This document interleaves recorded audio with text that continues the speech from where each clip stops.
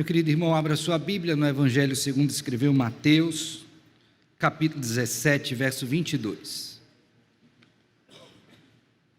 Mateus, capítulo 17, verso 22. Vou proceder à leitura a partir deste verso até o verso de número 27. Mateus 17, 22 a 27.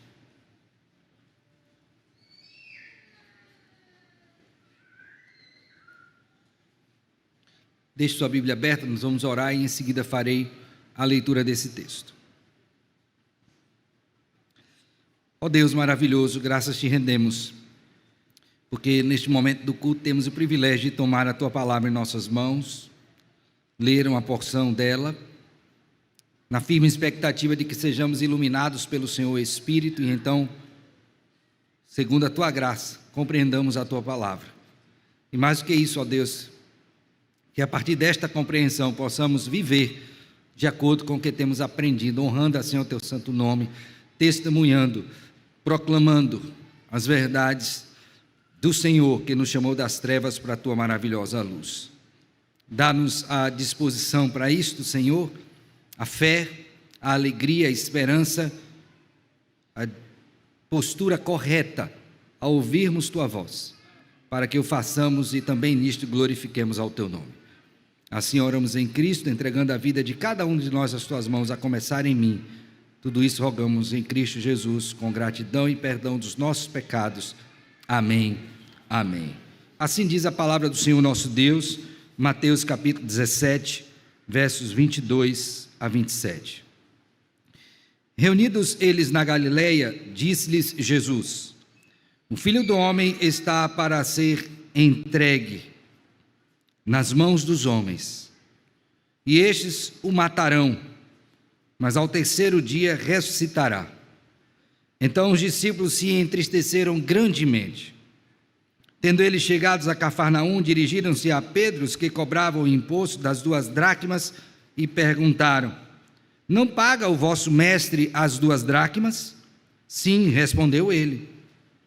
Ao entrar Pedro em casa, Jesus se lhe antecipou, dizendo: Simão, que te parece? De quem cobram os reis da terra impostos ou tributo? Dos seus filhos ou dos estranhos? Respondendo Pedro: dos estranhos. Jesus lhe disse: logo estão isentos os filhos. Mas, para que não os escandalizemos, vai ao mar, lança o anzol, e o primeiro peixe que fisgar, tira-o. E abrindo-lhe a boca, acharás um estáter. Toma-o e entrega-lhes por mim e por ti. Amém. Meus irmãos, o que você faria para provar a alguém que você é você? Parece uma pergunta muito óbvia, né? Muito direta e simples até. Ora, pastor, eu diria que eu sou eu. Alguns falariam isso. Mas se você fosse interpelado nova e novamente sobre isso, depois de ter afirmado que você é você, talvez você lançasse mão da sua identidade e entregasse a pessoa e dissesse: aqui, ó, minha identidade prova que eu sou ele. Aí a pessoa perguntasse: mas se essa identidade foi adulterada, como é que você vai provar? Aí você, a partir da insistência dessa pessoa, usasse de outros recursos para provar: olha, eu pareço com meu pai. O jeito de falar, o jeito de andar, a aparência física. E você fosse usando esses recursos a fim de provar isso. Mas ao final, as pessoas dizem: ainda assim eu não creio que você é você. O que é que você vai fazer agora? Você não tem esse poder de convencimento, porque ela já provou para você que ela não acredita que você é você. Ora, se uma situação desta é embaraçosa no que diz respeito à nossa pessoa, imagine o que passou o Senhor Jesus Cristo para provar que Ele era o Filho de Deus, o Cristo, o Messias prometido, o Rei dos Reis, o Senhor dos Senhores. E ele fez isso. Ele se valeu das profecias, mostrando que ele é o cumprimento delas. Ele ensinou as verdades do reino. Ele realizou muitos milagres. Mas existia um grupo específico que não podia duvidar disso. E eram os discípulos. Nesta parte do Evangelho de Mateus, o Senhor Jesus Cristo está tendo esse contato bem específico com os seus discípulos, o grupo dos 12.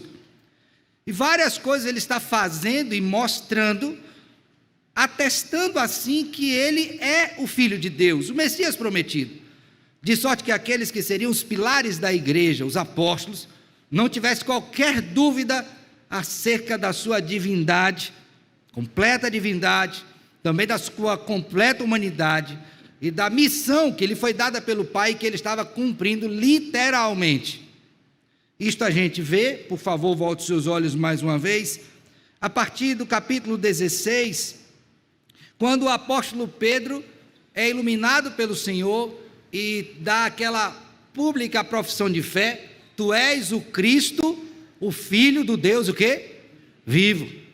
Está aqui uma parte muito importante, quando você tem aí no verso 16, do capítulo 16 de Mateus, a afirmação de Pedro. Respondendo Simão Pedro, diz: tu és o Cristo, o Filho do Deus vivo. Tu és o Messias prometido. E aí o Senhor Jesus Cristo, diante daquela afirmação de Pedro, diz: olha, bem-aventurado és, Simão Bar-Jonas, porque não foi carne e sangue que te revelaram, mas meu Pai que está no céu. Então, somente Deus podia convencer, e o fez, de que Cristo era, de fato, o Filho de Deus, o Messias prometido. Mas mesmo assim, aqueles discípulos parece que ainda não estavam plenamente convencidos.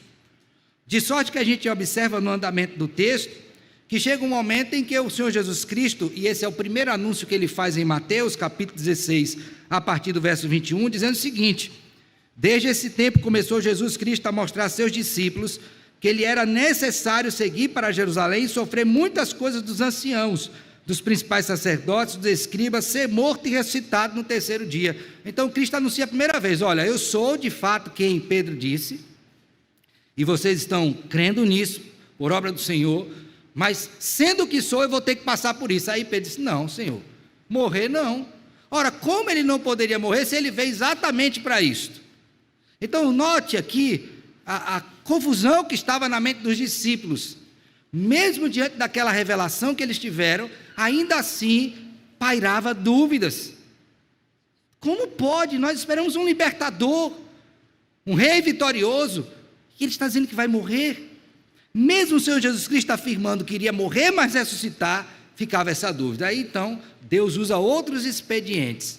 E o primeiro que nós temos aí é a transfiguração. Ele diz: olha, vou levar esses 3 aqui ao monte, vou me transfigurar diante deles para provar que eu sou Deus. E lá então, Cristo se transfigura, como é dito no capítulo 17, verso 1 até o verso número 6.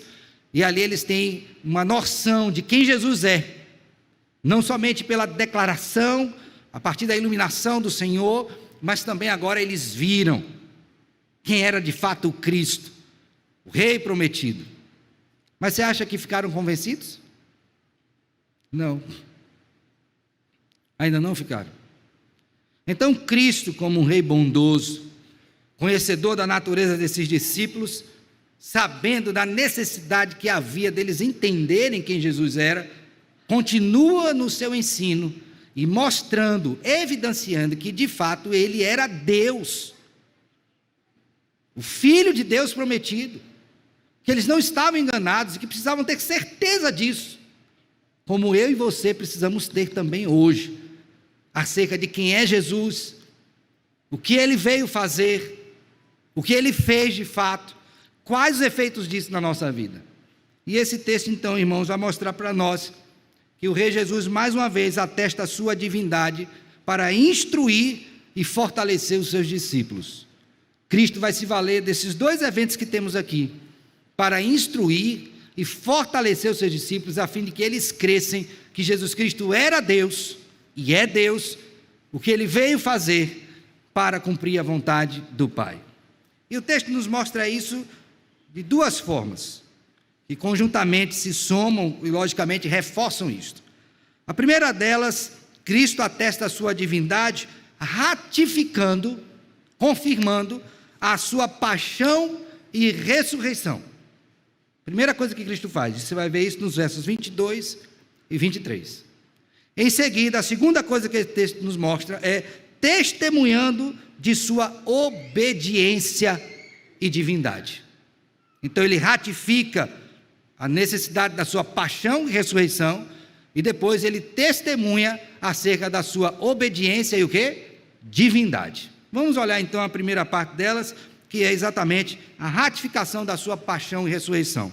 Como eu disse aos irmãos, esta é a segunda vez que Cristo se refere no Evangelho de Mateus sobre a necessidade da sua paixão. Quando eu digo paixão aqui, eu estou me referindo aos sofrimentos que o Senhor Jesus Cristo passou aqui na terra.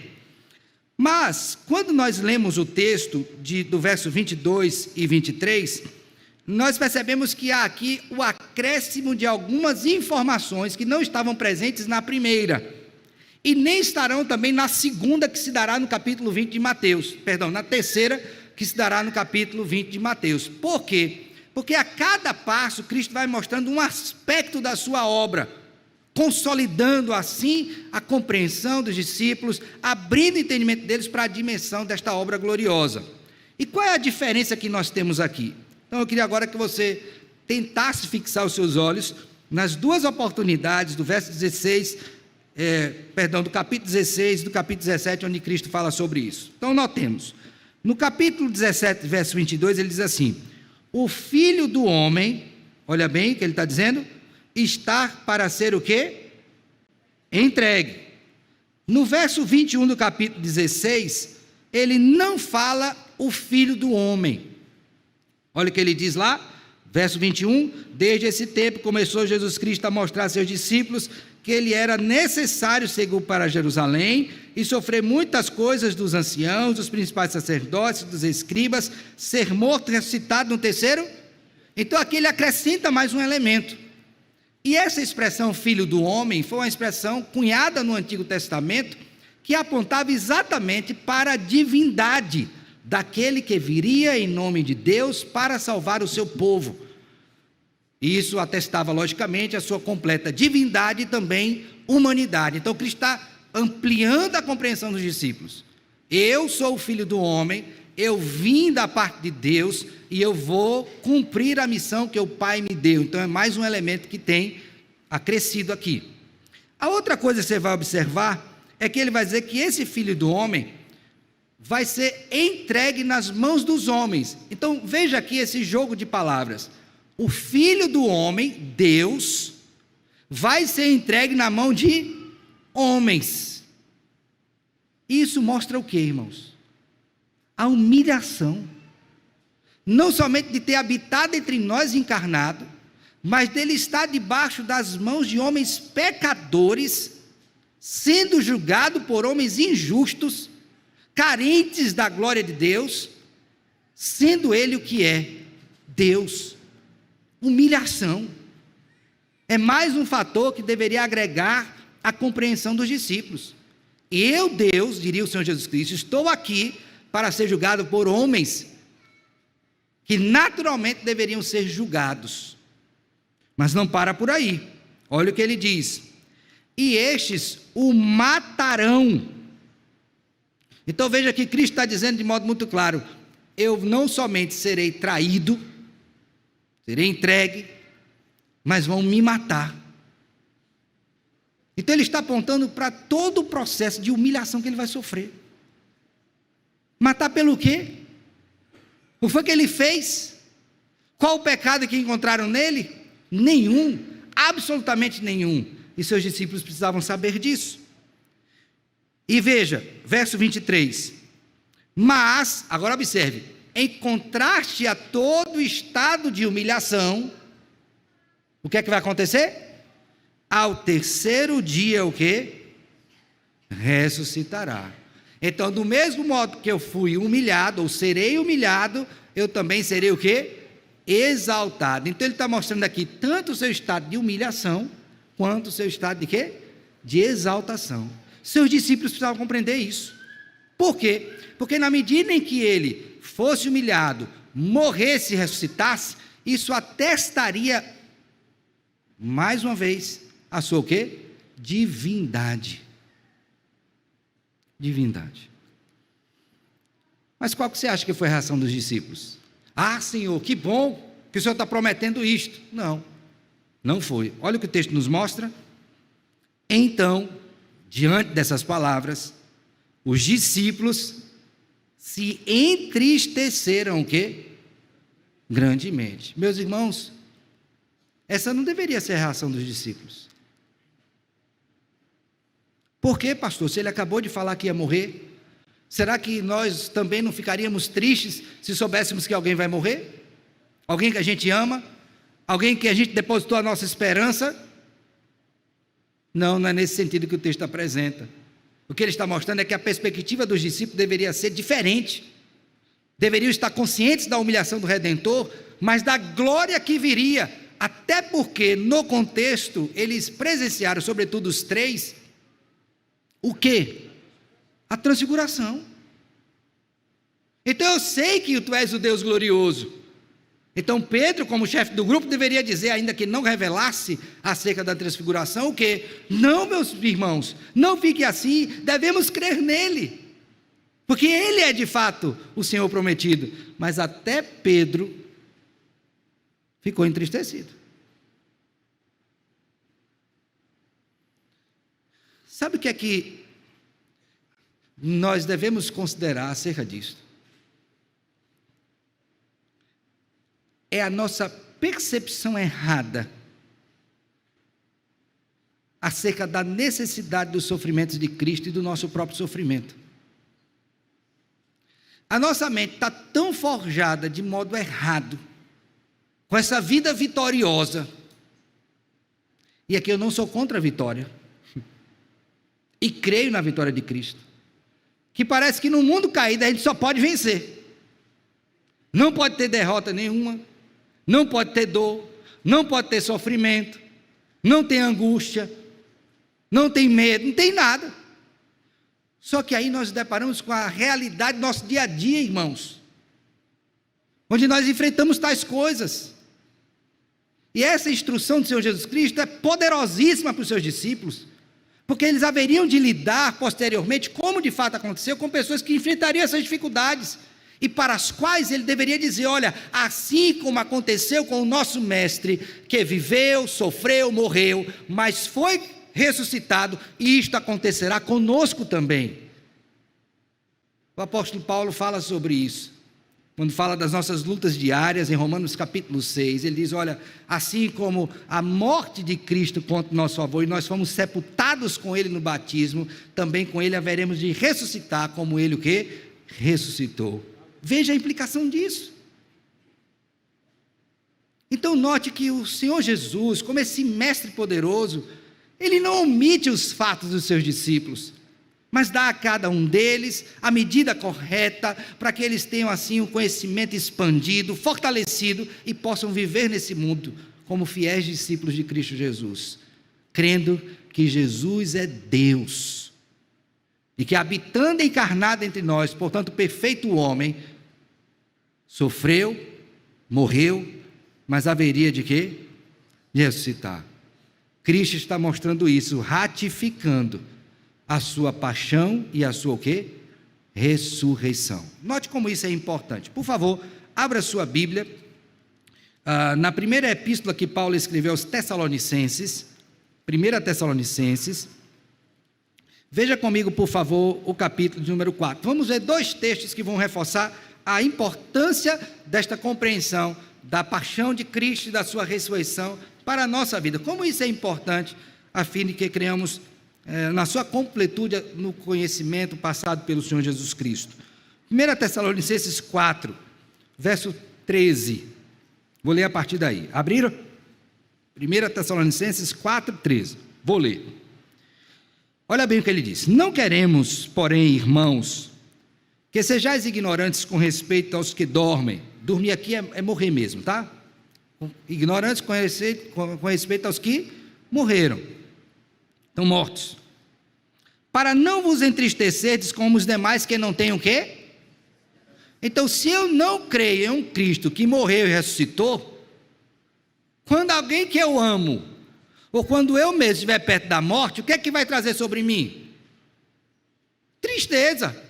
Mas se eu creio em um Cristo que necessariamente passou pela sua paixão e ressuscitou, quando eu estiver diante da morte, qual vai ser a minha perspectiva?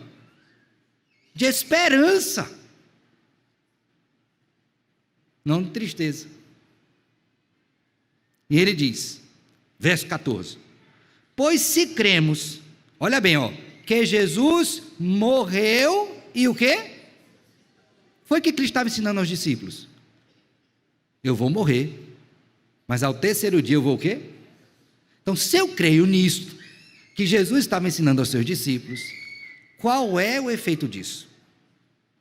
Assim também Deus, mediante Jesus, trará em sua companhia os quê? Para um pouquinho, olha para mim. Lembra daquele seu parente que você amava tanto, que ele faleceu em Cristo? Pois é, porque Cristo morreu e ressuscitou. No dia que Cristo vier, ele voltará com Cristo. Você vai vê-lo novamente.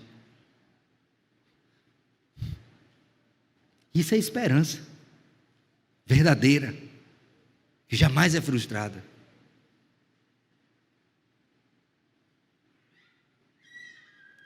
Aí ele diz: ora, ainda vos declaramos, por palavra do Senhor, isto: nós, os vivos que ficarmos até a vinda do Senhor, de modo algum precederemos os que dormem. Porquanto o Senhor mesmo, dada a sua palavra de ordem, ouvida a voz do arcanjo e ressoada a trombeta de Deus, descerá dos céus, e os mortos em Cristo ressuscitarão o quê? Vocês estão vendo? Esse ensino que o apóstolo Paulo está dando aqui para os crentes em Tessalônica, quem primeiro deu aos discípulos? Cristo.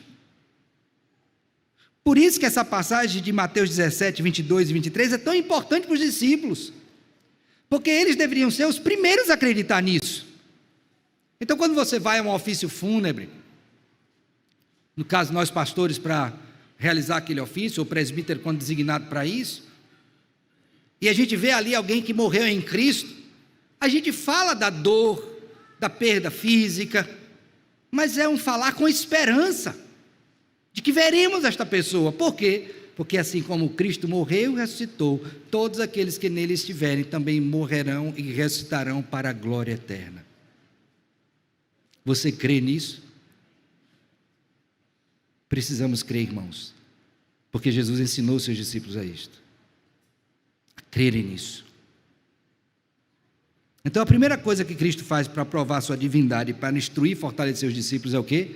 Ratificar a sua paixão e sua o quê? Ressurreição. Pense sobre isto. Mas ele faz uma segunda coisa, que agora está nos versos 24 a 27. Eu convido você a voltar para Mateus 17 e olhar comigo. Note que agora muda o ambiente. Agora Mateus vai para Cafarnaum, ele já começa citando, mas ainda é terra gentílica, de sorte que ele está aqui nesse momento agora trazendo uma nova instrução, mas com o mesmo viés, a saber, provar a sua divindade. Só que se primeiro ele fez ratificando a necessidade da sua paixão e ressurreição, agora ele vai fazer testemunhando sua obediência e divindade. Então eu devo olhar para esse texto procurando o quê? Onde que está nele aqui a obediência e a divindade de Cristo provada? Então vamos olhar primeiro para a sua obediência, depois para a sua divindade. Então o texto diz assim: tendo ele chegado a Cafarnaum, dirigiram-se a Pedro os que cobravam o imposto das 2 dracmas. Este imposto não era o imposto dos romanos, tá? Era o imposto que tinha para utilização do templo. Inicialmente era dado uma única vez, quando a pessoa completava 19 anos, depois as pessoas mudaram para dar mensalmente, e depois cada vez que você vai ao templo. Então, a lei estabeleceu uma única vez, mas ao longo da história da humanidade as pessoas foram mudando e se aproveitando disso, tanto é que Cristo condenava a cobrança excessiva de imposto nesse ambiente do templo. Veja que aqui ele não está falando do templo cobrado do imposto cobrado pelos romanos. Esse imposto é o imposto do uso do templo, ok? Sobre os romanos ele vai falar mais à frente, quando vai dizer: dai a César o que é de César e a Deus o que é de... Então são naturezas diferentes. Esse imposto aqui é do judeu. Só que bem sabemos pela história que os pais do Senhor Jesus Cristo cumpriram tudo que dizia a respeito dele. Lembra que Maria levou uma pomba para oferecer, porque era de condição humilde? Levou o filho para ser circuncidado, levava ao templo, inclusive no período da adolescência. Então dificilmente Cristo não teria cumprido isso aqui, é improvável. Então ele já tinha pago o imposto. Mas aí durante o seu ministério, pessoas vieram até Pedro, por vergonha ou não sabemos, porque não foram a Cristo, e perguntaram a Pedro como representante do colégio apostolar: e o teu mestre não paga imposto, não? Qual a intenção disso nós não sabemos, o texto não nos diz. Mas a pergunta veio, e ela poderia ser capciosa. Rapidamente Pedro responde: sim. Olha aí por favor comigo, verso de número 24. Tendo ele chegado a Cafarnaum, dirigiram-se a Pedro, que cobrava o imposto das 2 dracmas, e perguntaram: não paga o vosso mestre as 2 dracmas? Não paga não? Foi que Pedro respondeu? Sim, respondeu ele, curto e grosso, e já se mandou dali. Mas ele foi para casa. Quando ele chega em casa, o texto, preste bem atenção nisso, ao entrar Pedro em casa, ele não tinha falado nada. O próprio Senhor Jesus Cristo já se volta para ele e pergunta. O texto diz: já se lhe antecipou, dizendo: Simão, que te parece? De quem cobram os reis da terra imposto ou tributo? Dos seus filhos ou dos estranhos? O que é que Pedro responde? Dos estranhos, Jesus. Jesus lhe disse: logo estão isentos quem? Então ele está dizendo o seguinte: não é meu dever pagar imposto, porque eu sou o quê? Filho. Agora veja a ligação entre os textos. Vá para o verso 22 do capítulo 17. Como é que Cristo disse que ele é? Quem ele disse ser? Filho do... Meus irmãos, o templo era de quem? Dos homens ou de Deus? De Deus. E Jesus era o quê? Ele vai pagar imposto para ele mesmo?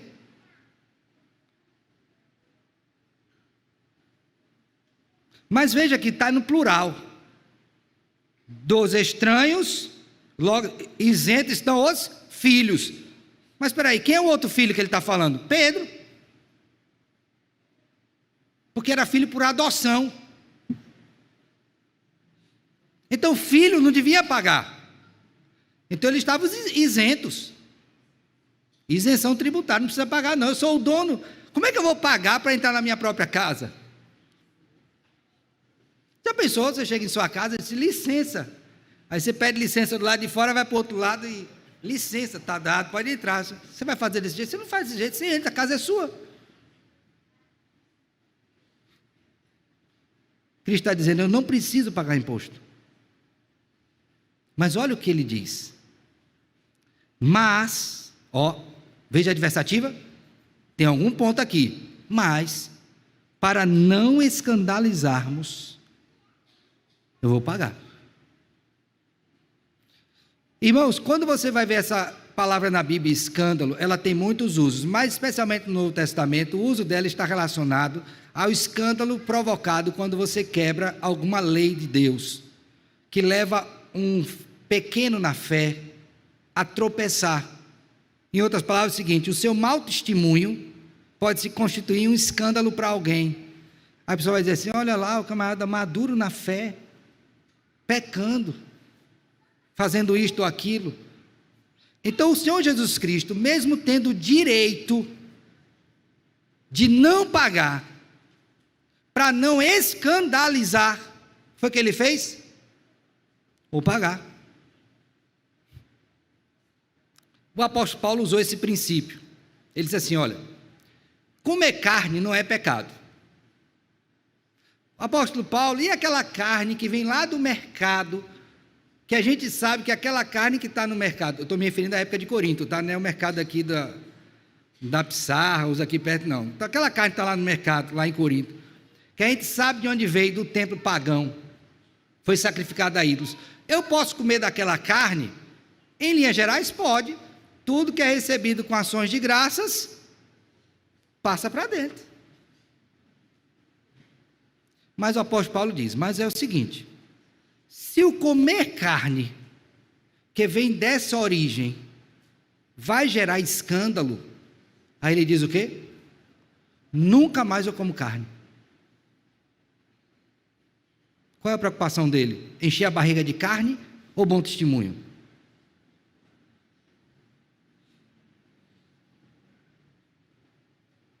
Mas eu tenho um direito, desde que esse direito que você abre mão não seja uma quebra da lei de Deus, faça, para que você não se torne o quê? Uma pedra de tropeço para alguém, que é o que tem acontecido muitas vezes, especialmente no mundo onde as pessoas se acham cheias de direito, inclusive de escandalizar os outros. Cristo mostra que ele é o rei prometido, porque ele cumpre a lei, mesmo quando ele tem direito de não fazê-lo. Pensando em quem? Nele?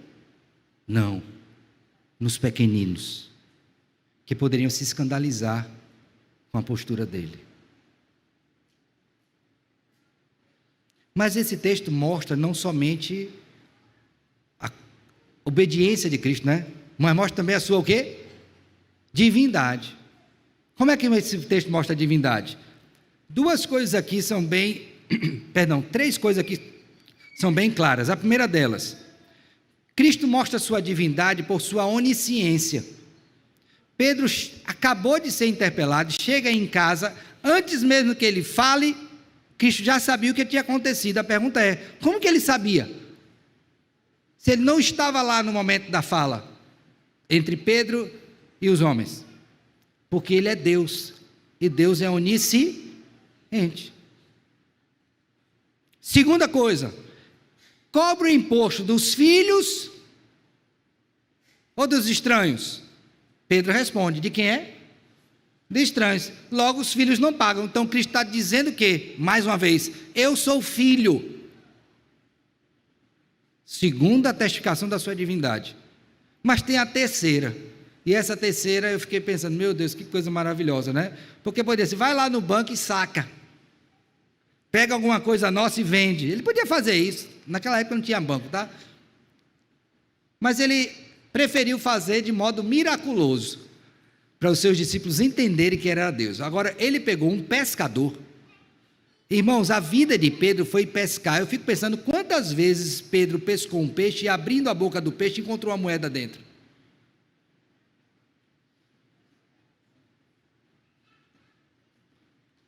Não precisa pensar muito, nenhuma.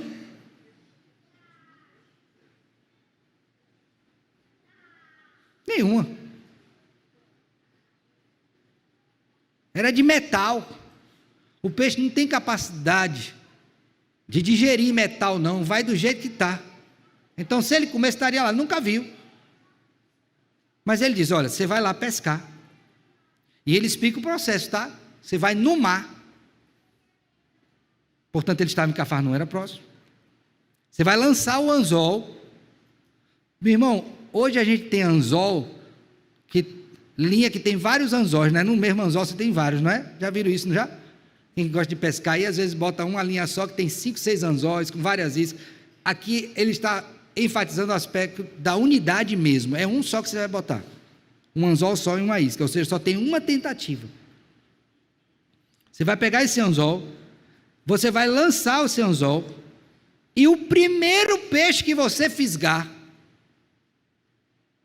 não é o segundo, não é o terceiro, não é o 10º, não, é o primeiro, ou seja, não vai ter erro. O primeiro já vai estar. Você vai abrir a boca desse peixe, e você vai achar dentro desse peixe, da boca desse peixe, um estáter. O stater era o dobro da dracma. Então era uma moeda que dava para pagar o imposto de 2 pessoas. Quem eram os 2? Jesus e Pedro. Digno é o trabalhador do seu salário? Ele não foi pescar? Recebeu o salário para pagar o imposto. Isso mostra o quê? Que Jesus é o quê? É Deus.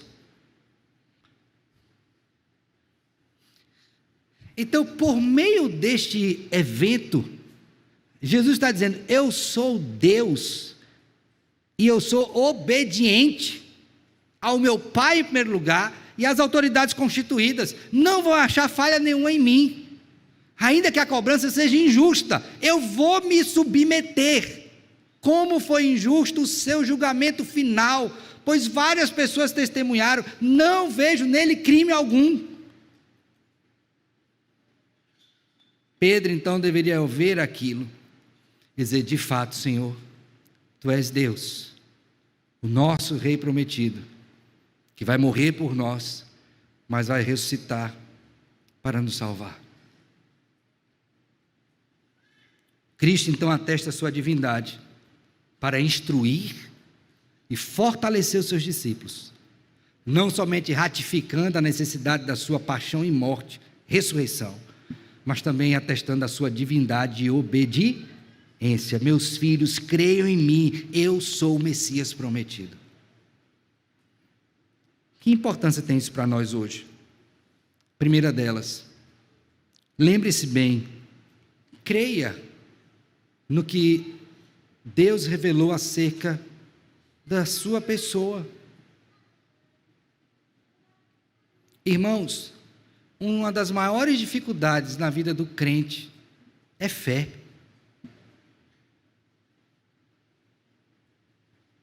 Fé. Tanto é que a Bíblia diz que sem fé é o quê? Mas você está vendo a pregação, está ouvindo a verdade, está vendo a vida de pessoas sendo transformadas, a sua própria, e você ainda duvida?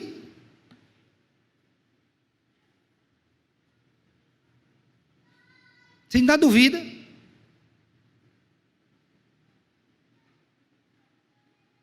E como é que a gente vê isso? Por uma vida vacilante, uma vida sem firmeza, uma vida onde a gente não toma decisões resolutas, como Daniel tomou quando estava lá preso na Babilônia, decidiu firmemente não se contaminar. Por quê? Porque ele cria em Deus.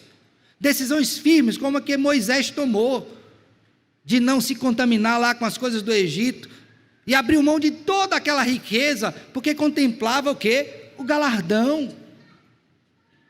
Decisão como a que Abraão tomou, de sair da sua terra, da sua parentela, e ir para uma terra que ele haveria de ver. Então a gente olha para esse texto, e às vezes a gente diz assim: eita rapaz, Pedro era difícil, né? Não cria em nada. Mas você é Pedro, porque você está vendo todo dia Cristo sendo exposto diante de vocês por meio da palavra, e não creem. Não tem paciência para esperar as coisas, não toma as decisões corretas de obediência, permanece na desobediência. Isso é o quê? Incredulidade. É a testificação disso. Creia, meu irmão, creia em Jesus, mas essa fé vai modelar a sua vida. Do contrário, você vai continuar o mesmo vacilante sempre. E pode ter a pregação que for, salvo pela ação poderosa do Senhor, você vai continuar incrédulo. E eu quero lembrar vocês, meus irmãos, da repreensão amorosa do Senhor Jesus Cristo com Tomé. Porque vistes, crestes? Depois que colocou o dedinho aqui, foi que você creu? E ele diz: bem-aventurados que não viram e o quê? Creram. Creia. Jesus Cristo é o Filho de Deus, Ele veio para salvar o seu povo. Ele viveu, morreu, ressuscitou e vive está. e há de voltar para levar o seu povo consigo. Creia nisso, meu filho, creia nisso. A segunda coisa que eu queria que você pensasse, e aqui o próprio texto nos encaminha isso, né? Que é o seguinte: a paixão é uma via necessária na vida do povo de Deus. Por quê, pastor? Porque, meu filho, a vida cristã é uma luta, é um combate. E às vezes a gente fica querendo fugir das dores. A gente não quer as dores. A dor de tomar uma decisão, de abrir mão de algo, de enfrentar uma determinada situação por obediência a Deus, como Cristo fez. Mas eu quero lhe dizer, olha, faça isso, não titubeie, em frente, com fé em Cristo, que já foi adiante de nós, como nosso líder, abriu o caminho, deu exemplo, e nos encoraja, como encorajou os discípulos. Ele sofreu para nos salvar, e nós que fomos salvos, haveremos de sofrer também, não para sermos salvos, mas porque fomos salvos, porque todos aqueles que querem viver piedosamente em Cristo serão o quê? Então, vida cristã não é parque de diversão como que está aí na frente, não.